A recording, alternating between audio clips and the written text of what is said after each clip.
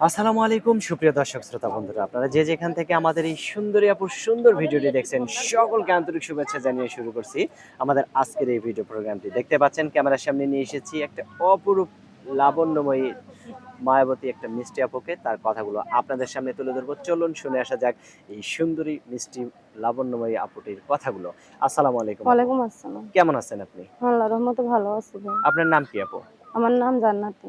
জান্নাতি, হ্যাঁ। মাশাআল্লাহ অনেক সুন্দর একটা নাম। জান্নাতি মানুষের নাম জান্নাতি। আপনিও মাশাআল্লাহ দেখতে অনেক সুন্দর, নামটার সাথে চেহারাটার অনেক সুন্দর একটা মিল আছে।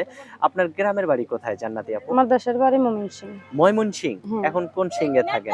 আমি এখন আছি জামালপুরে। জামালপুর। হ্যাঁ। ময়মনসিংহে বাড়ি, থাকেন জামালপুর। কার সাথে থাকেন জামালপুরে? আমি জামালপুরে একাই থাকি। আমার ছোট একটা বাবু আছে, বাবুটারে নিয়ে আমি একাই থাকি। আর জামাই কোথায় থাকে?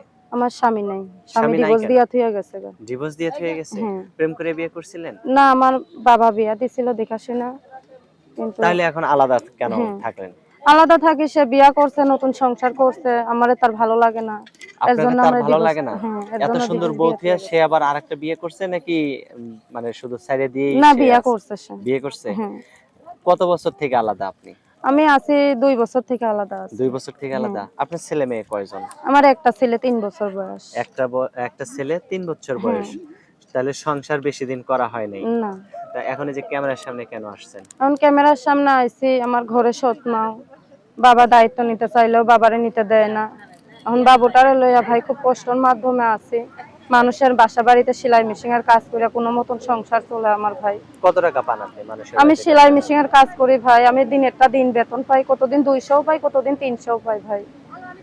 সেটা দিয়ে কোন রকম সংসার হ্যাঁ। চলে আরকি। তো হ্যাঁ। এখানে যে ক্যামেরার সামনে আসছেন, অনেকে তো আপনাকে বিয়ে করতে চাইবে। এই এতটুকু ছোট বাচ্চাকে নিয়ে আপনি বিয়ে বসতে পারবেন?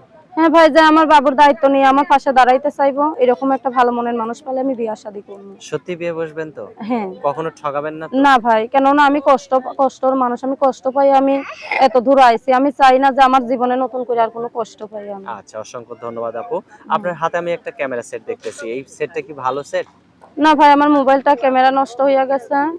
এখন আমার মোবাইলটা যদি কেউ সারাইয়া দেয়, তো তার লগে আমি ভিডিও কলে কথা বলতে তো পারবো। নষ্ট হইলো কিভাবে আপনার? ক্যামেরাটা নষ্ট হইলো কিভাবে? আমার বাবুর হাতে দিয়েছিলাম, আমার বাবু খেলতে খেলতে পানির মধ্যে ফেলাইয়া দিছিল, ওই থেকে আমার ক্যামেরাটা নষ্ট হইয়া এখন গেছে। যদি কেউ কল দেয় আপনার সাথে এই মুহূর্তে কথা বলতে পারবে? হ্যাঁ ভাই, আমার মোবাইলে যদি কেউ কল দেয়, তো আমি অডিও কলে কথা বলতে পারবো, কিন্তু ভাই আমার ভিডিও কল আমি কথা বলতে পারবো না, আমার মানে মোবাইলের ভিডিও কল ক্যামেরার রিসিভ সমস্যা। করতে পারবেন কিন্তু ভিডিও কলে কথা হ্যাঁ। আপনার চেহারাটা সে দেখতে হ্যাঁ, পারবে না। তারা আমি দেখতে পারবো, আমার সে দেখতে পারবে না। মানে আপনার সামনের ক্যামেরা নষ্ট হয়ে হ্যাঁ। গেছে।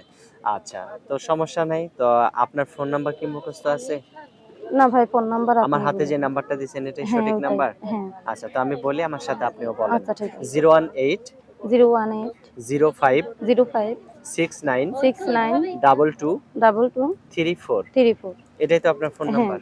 আচ্ছা। আর কিছু বলার আছে আপু আপনার? ভাই আমি বলতে চাই যে এমন মানুষ ফোন দিবেন যে শুধু পাশে থাকার জন্য যদি চান তাহলে ফোন দিয়েন, আর যদি কেউ পাশে থাকার ইচ্ছা না থাকে, শুধু শুধু ফোন দিয়া বিরক্ত করবেন না।